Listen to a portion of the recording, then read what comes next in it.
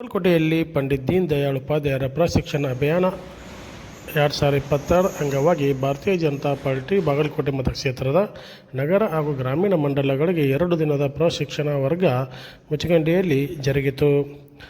ರಾಜ್ಯಸಭಾ ಸದಸ್ಯ ನಾರಾಯಣಸಾಬ್ ಬಾಂಡ್ಗೆ ಅವರು ಸಸಿಗೆ ನೀರಿನ ಮೂಲಕ ಚಾಲನೆ ನೀಡಿದರು. ಮಾಜಿ ಶಾಸಕರಾದ ಡಾಕ್ಟರ್ ವೀರಣ್ಣ ಚರಂತಮಠ್, ವಿಧಾನ ಪರಿಷತ್ ಸದಸ್ಯರಾದ ಹನುಮಂತ ನಿರಾಣಿ, PH ಪೂಜಾರ್ ಹಾಗೂ ಜಿಲ್ಲಾ ಪ್ರಧಾನ ಕಾರ್ಯದರ್ಶಿ ರಾಜು ನಾಯ್ಕರ್, ನಗರ ಮಂಡಲ ಅಧ್ಯಕ್ಷ ಬಸವರಾಜ ಹುನಗುಂದ್, ಗ್ರಾಮೀಣ ಮಂಡಲ ಅಧ್ಯಕ್ಷ ಸುರೇಶ್ ಕೊನ್ನೂರು ಸೇರಿದಂತೆ ಅನೇಕರು ಭಾಗವಹಿಸಿದ್ದರು.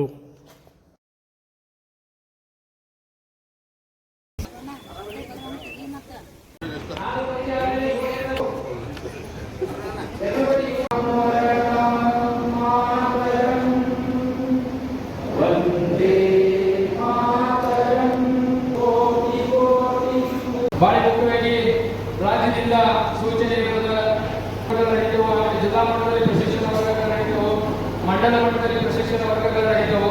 ಇದೇ 4 ಅವಧಿಗಳು ನಡೀತಾವೆ.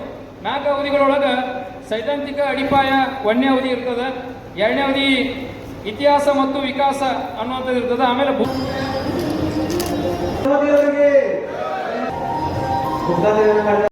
ಪ್ರಥಮ ಕರ್ತವ್ಯ ಎಂದುಕೊಂಡು ಭಾರತೀಯ ಜನಸಂಘವನ್ನು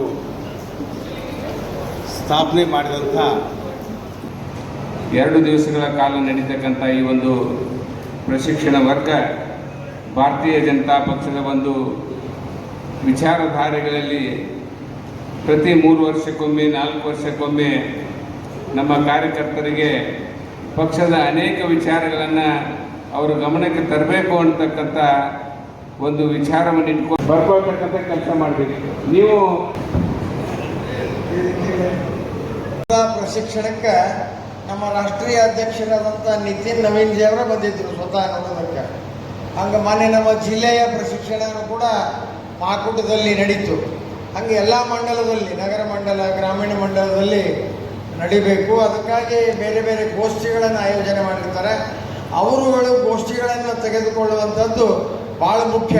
ಅದರಲ್ಲಿ ಪ್ರತಿಯೊಂದು ಗೋಷ್ಠಿ 1 ತಾಸಿನ ಅವಧಿ ಗೋಷ್ಠಿ ತೆಗೆದುಕೊಳ್ಳೋಕೆ ಸರಿಯಾಗಿ ಗೋಷ್ಠಿ ಪ್ರಾರಂಭ ಆಗ್ತತಿ.